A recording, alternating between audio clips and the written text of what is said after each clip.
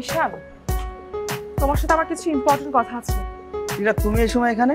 তুমি আসো তো এখানে, আসো।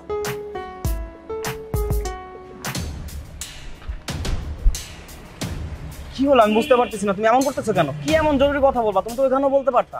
বাহ বাহ বাহ, তুমি না আমাকে বলেছিলে তোমার ঢাকা শহরে 4টা বাড়ি আছে, 2টা গাড়ি আছে, আর তোমার এক ফার্ম আছে, কোম্পানি আছে। তো এই তোমার কোম্পানি? তুমি তো আমার সাথে অনেক বড় ভণ্ডামি করছো। ছি, আমার এটা মানতে খুব কষ্ট হচ্ছে যে তোমার মতো একটা ফ্রড, বাটপাট আর ছোট লোকের সাথে আমার রিলেশন ছিল। এটা আমার ভাবতেই আমার বুকটা ফেটে যাচ্ছে। আমার তো সুইসাইড করতে ইচ্ছে করতেছে যে তোমার মতো একটা ফকিরের সাথে আমার রিলেশনশিপ ছিল।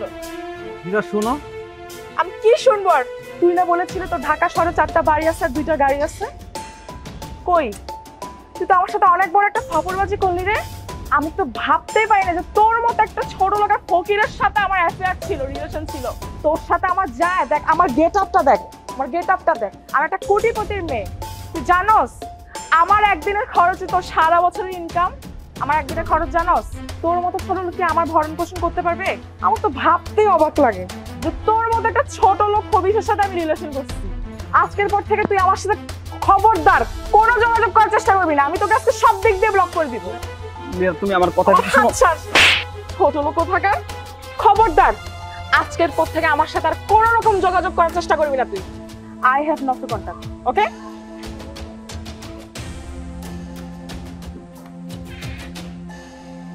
মে I come in sir? Yes, come in.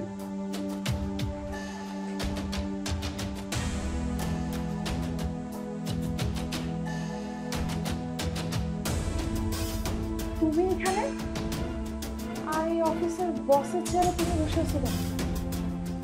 আপনার সাহস কি করে হয় আমাকে তুমি বলা? আর আপনাকে চেয়ারে বসার অনুমতি দেখে দিচ্ছি। আপনার সাহস দেখে আমি অবাক। উঠুন, উঠুন বলছি। অফিসটা কার, তাই না? আমি কার চেয়ারে বসছি? আমার বস কোথায় গেছে? এই যে চেয়ারটা আমি বসে আছি না, চেয়ারটা আমার। সামনে যে টেবিলটা আছে না, টেবিলটা আমার। যে অফিসে আপনি আসছেন না, অফিসটা আমার।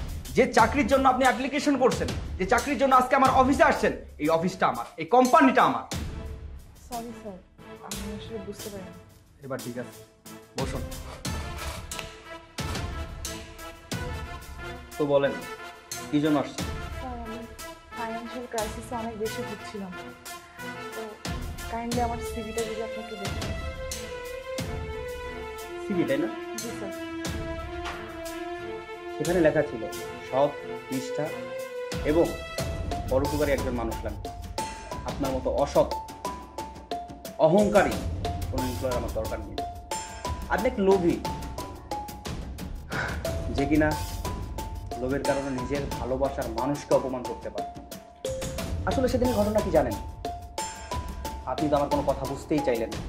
আমার গাড়িটা বিগত 2 বছর যাবৎ পড়েছিল, তাই ভাবলাম গাড়িটা একটু ধোয়া মোছা করে গাড়িটা আবার রানিং করি। আপনি আমার কোনো কথা শুনেন। ভাগ্যের কি পরিহাস, আজকে আপনি আমার অদ্ভুত চাকরির জন্য আসেন।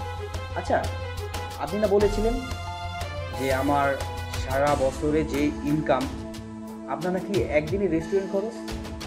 আজকে আমি আপনাকে বলি, আপনার 2 বছরে যে ভরণ পোষণের টাকা আপনি খরচ করেন বা ইনকাম করেন, সেটা আমি 5 মিনিটে ইনকাম করি। 5 মিনিটে।